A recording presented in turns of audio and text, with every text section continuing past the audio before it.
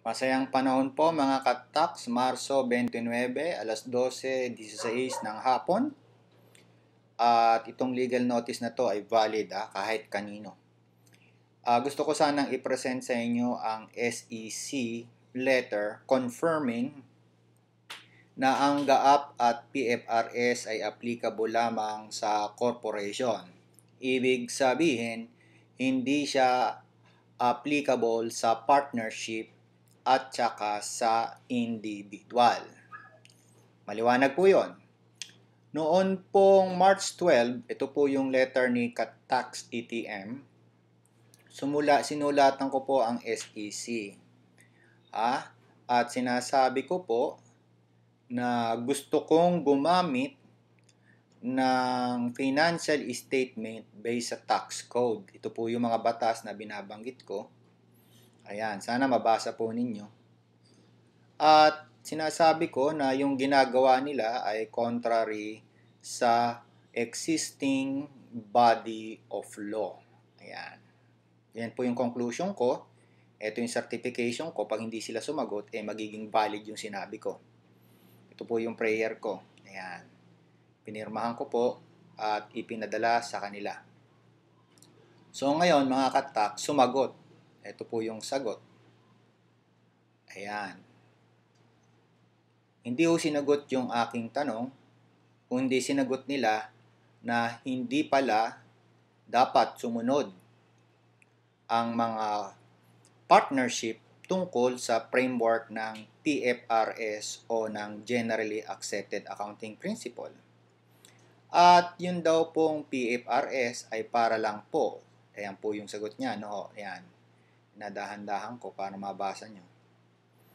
Ay para lang sa corporation. Ayan. Liwanag, oh.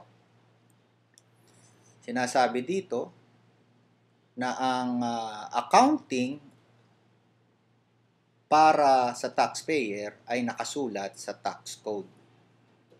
Pero yung accounting para sa global ay dapat daw gamitin ang PFRS.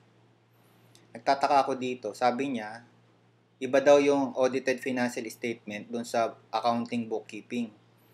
Saan ba galing ang entries ng financial statement? Di ba sa books of accounts? Kung ang books of accounts ay gawa sa tax code, it follows na yung financial statement ay gawa sa tax code. Kaya po yung ginagawa ng SEC sa aking palagay at paniniwala, hindi po naaayon sa batas Gumagawa sila ng sarili nilang batas Pero meron po tayong karapatan bilang mga Pilipino na gamitin ang batas. Ano po? So, tingnan mo po ninyo ang double standard. Ito po yung double standard. Ang Barangay Micro Business Enterprise, which is also a corporation, pwedeng gumamit ng income tax basis financial statement. Pero yung mga small, medium, and large corporation, bawal. Bakit ganun? Wala ba tayong choice?